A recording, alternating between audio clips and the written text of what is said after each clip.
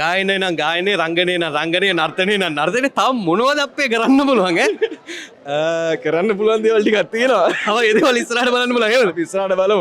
Right ඒ වගේම තමයි දැන් අනිත් චරිත පිළිබඳව කතා කරද්දී දැන් මුතුගලස මේ නිර්මාණයට නිෂ්පාදන දායකත්වයක් ලබා දෙනවා වගේම රංගනයෙන් දායක වෙනවා. එතකොට ඒ පිළිබඳව මම කැමති රංගන ශිල්පියෙක් විදිහට ඔබගෙන් විමසන්න මොකක්ද හිතෙන්නේ මේ පිළිබඳව? ඇත්තට මුලින්ම මේ මුතුගලස ගැන කියන්න නම් මොකද පොඩි කාලේ නම් ඒ කියන්නේ අපි ආරි ආදරය කරන අර අපි දෙයියෝ හා සමාන මම ගරු කරන මිනිස්සෙක් ඉතින් ඇත්තටම හරිම ගොඩක් සතුටුයි. මුතුගලස ගැන කියනවා නම් මුතුගල ඇත්තටම රංගපෑම නම් ඇත්තටම අති විශිෂ්ටයි.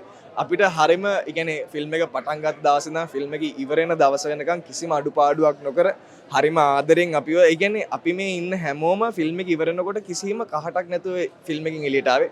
අදටත් එහෙමයි. අදටත් හරි ආසාවෙන් ආවේ. ඒ කියන්නේ මේ අර අපේ තිබ්බ බොන්ඩ් එක හරිම විශිෂ්ටයි. සහ මාර එක තදයි. ඒක අපි අල්ලගෙන හිටියා සහ අපි හැමෝම එකා වගේ වැඩ කරා.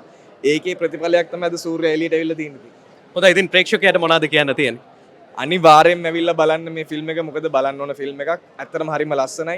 සමාජයට ලොකු පණිවිඩයක් දෙන ෆිල්ම් එකක්. පික්චර් ක්වොලිටි එක හැමදේම මියුසික් එතකොට කැමරා ෂොට්ස් ඒ හැමදේම අපි ආස කරන විදියට තියෙන්නේ. මේ වගේ දේවල් බලද්දි හිතනවා ලංකාවට ගොඩාක් කල්යන් නැතුව ජාත්‍යන්තරය ජය ගන්න පුළුවන් වෙයි කියලා.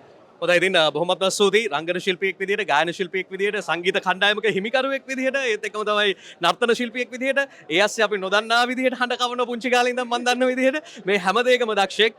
ඉතින් ඔයාගෙත් රංගන ශාස්ත්‍රයේ ඉදිරි වැඩ කටයුතු සහ සියලුම ශාස්ත්‍රයන් වල සාර්ථක වෙන්න කියලා ප්‍රාර්ථනා කරනවා. බොහොම ස්තුතියි මියුසික් ටීවී හැමදාම මාත් එක්ක ඉන්නවා. හරි ආදරේ ඔයාලට.